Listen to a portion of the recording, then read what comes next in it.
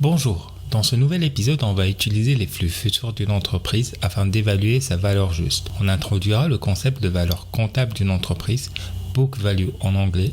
On montrera comment déduire et calculer celle-ci à partir des états financiers disponibles sur Internet. On définira le price to book ratio. On montrera comment l'utiliser afin d'évaluer si l'action d'une entreprise est sous-évaluée ou surévaluée. Et comme toujours, on finira sur des exemples pratiques d'actions transigées en bourse qu'on essaiera d'analyser ensemble grâce à ce ratio. Vous regardez le deuxième épisode de l'évaluation financière sur Nest Capital. Bonjour.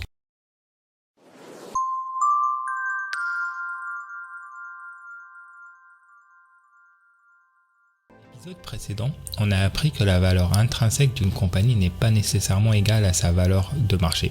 Celle-ci peut être surestimée ou sous-estimée, tout dépendamment des attentes du public autour de ses performances futures. On a utilisé un des concepts majeurs de l'analyse fondamentale, qui est le Price Earning Ratio, afin d'attester de la cherté d'une entreprise par rapport à son earning. On a également présenté une règle qui permet d'utiliser directement ce ratio afin de savoir si une compagnie est potentiellement sous-évaluée ou potentiellement surévaluée.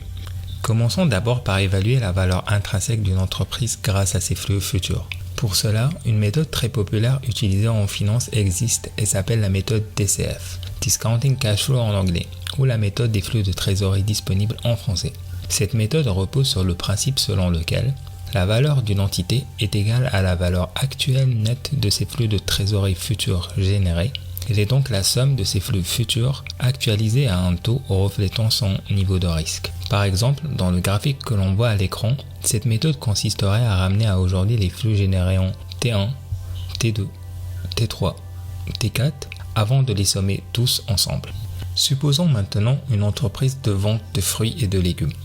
Basée sur sa performance passée, cette entreprise s'attend pour le futur à dégager un flux net de 50 000 $ en 2021, 75 000 en 2022, 125 000 en 2023 et 200 000 en 2024. En utilisant la méthode DCF, la valeur intrinsèque de cette entreprise aujourd'hui sera la somme de ses flux futurs actualisés à aujourd'hui, qui est donc de 399 504 $.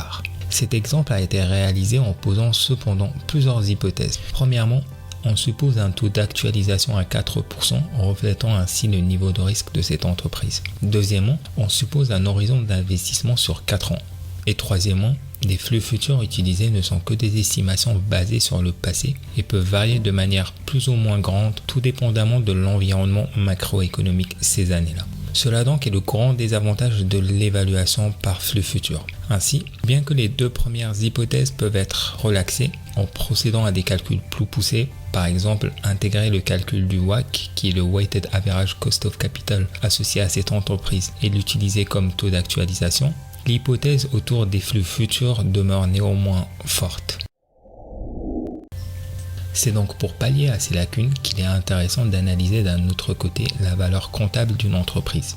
Ainsi, la book value d'une entreprise représente sa valeur comptable telle qu'inscrite dans le bilan. Elle est égale à la valeur de ses capitaux propres. Elle correspond donc à la différence entre la somme totale de ses actifs et la somme totale de ses passifs. Donc quand on parle d'actifs, on parle de toute ressource ayant une valeur et qui peut être convertie très rapidement en cash. Par exemple, l'argent liquide et équivalent, des véhicules, les machineries, etc.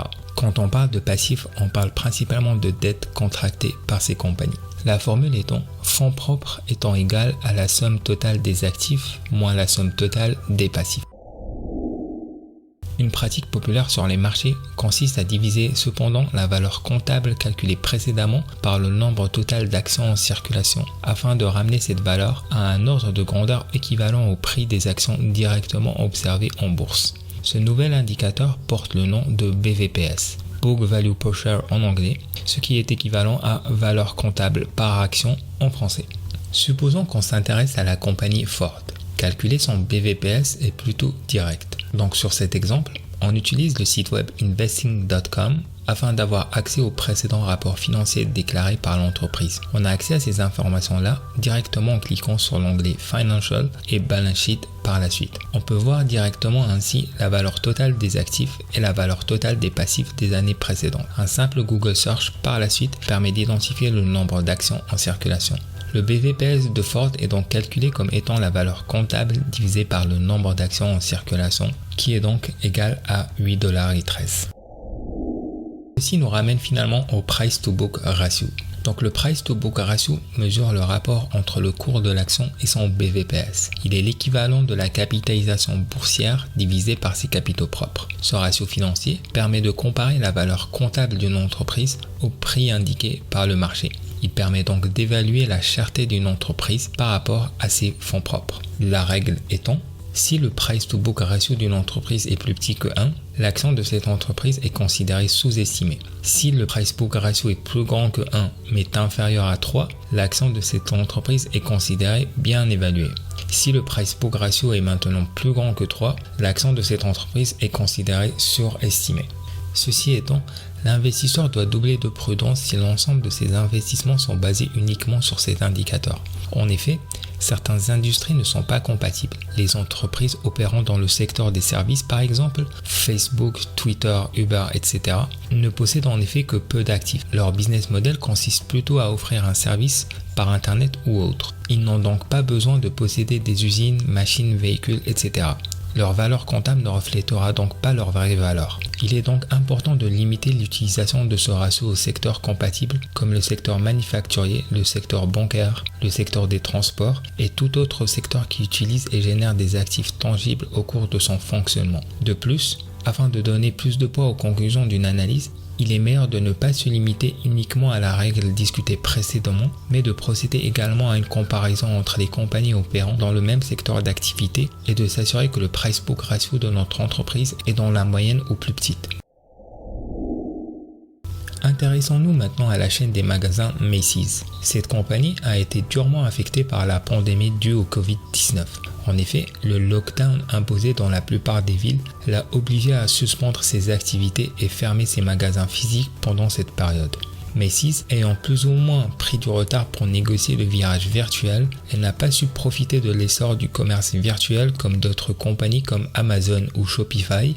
Ceci a engendré une certaine nervosité des marchés autour de l'avenir de l'entreprise qui se refléta par une forte baisse de ses actions depuis le début de la crise. Son action ayant chuté de plus de 61% depuis février 2020. Une étude plus approfondie de cette compagnie montre cependant que ses actions seraient potentiellement fortement sous-évaluées. En effet, son Price Book Ratio de 0.3 étant non seulement inférieur à 1, mais il est bien en dessous du Price Book Ratio moyen observé des autres compagnies opérant dans ce secteur, qui est de 4.03. De plus, si on fait un lien avec l'épisode précédent, qu'on décide de rajouter plus de poids à notre étude, l'analyse du Price Earning Ratio confirme complètement notre conclusion. Le Price Earning Ratio de Macy's étant moins de 10, cette compagnie serait donc fortement sous-évaluée.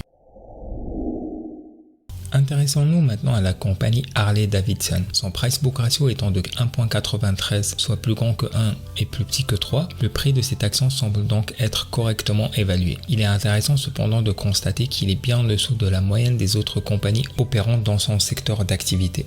Intéressons-nous maintenant à la compagnie Qualcomm qui opère dans le domaine de la technologie mobile. Une étude de son Price Book Ratio indique que cette compagnie serait surévaluée. En effet, son Price Book Ratio de 20,93 est non seulement plus grand que 3, mais bien au-delà du ratio moyen des entreprises opérant dans ce secteur d'activité. L'étude de son Price Earning Ratio appuie ce fait.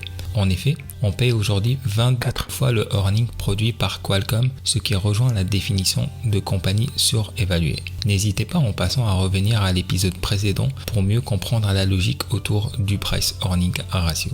Les deux premiers épisodes de l'évaluation financière ont couvert donc deux principaux ratios financiers utilisés dans l'analyse fondamentale.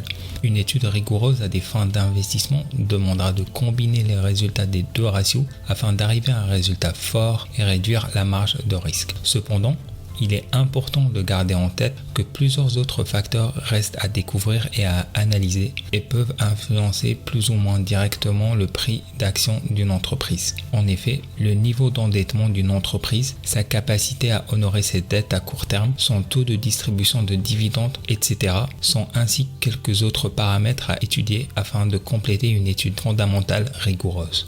Ceci conclut donc notre deuxième épisode de l'évaluation financière. N'hésitez pas à laisser vos commentaires et à vous abonner si vous avez apprécié le contenu.